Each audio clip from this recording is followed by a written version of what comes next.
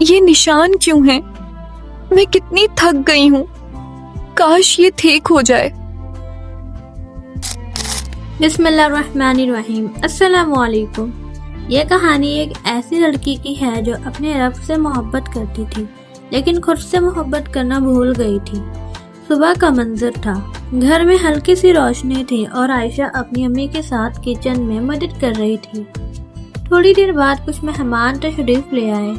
ایک رشتہ دار نے مسکراتے ہوئے کہا، ماشاءاللہ بیٹی تم بہت اچھی ہو، لیکن بس تھوڑا سا اور اپنا خیال رکھو۔ بات عام سی تھی لیکن عائشہ کے دل کو چھو گئی۔ اس نے ادب کے ساتھ مسکرا کر جواب دیا، مگر اس کا دل چپ چاپ اداس ہو گیا۔ کچھ دیر بعد وہ اپنے کمرے میں آئی اور آئینے کے سامنے کھڑی ہو گئی۔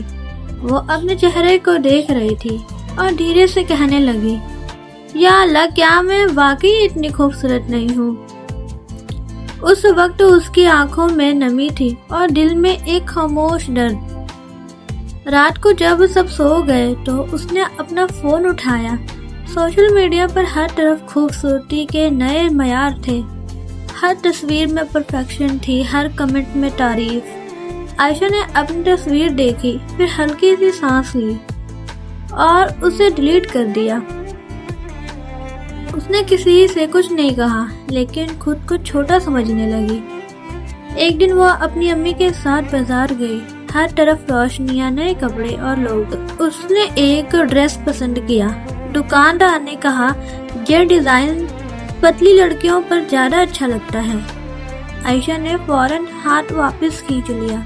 اس نے کوئی شکایت نہیں کی لیکن اس کا دل اور ٹوٹ گیا۔ اس رات جب ہر طرف خاموشی تھی، عائشہ اٹھ کر سجدے میں گر گئی اور اس نے رو کر کہا، یا اللہ، میں آپ سے شکایت نہیں کر رہی، بس اتنا چاہتی ہوں کہ میرا دل ہلکا ہو جائے۔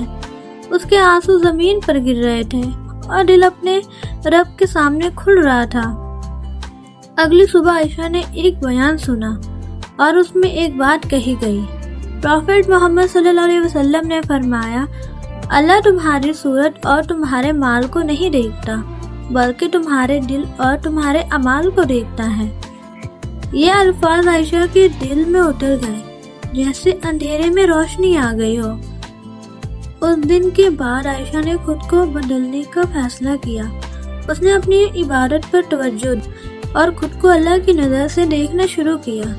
اب وہ آئینے میں اپنی کمیاں نہیں بلکہ اللہ کی بنائی ہوئی ایک خوبصورت مخلوق دیکھتی تھی۔ اگر کوئی بھی سسٹر عائشہ کی طرح محسوس کرتی ہو تو یہ دعا پڑھیں، اللہم انی اعوذ بک من شر نفسی، اور یاد رکھیں اصلی خوبصورتی چہرے کی نہیں بلکہ دل کی ہوتی ہے۔ آخری پیغام، دنیا کا معیار بدلتا رہتا ہے لیکن اللہ کا معیار ہمیشہ ایک جیسا ہی رہتا ہے۔ تو خود کو کبھی کم نہ سمجھو کیونکہ تم اس رب کی کریشن ہو جو ہر چیز کو بہترین بناتا ہے۔ اللہ حافظ۔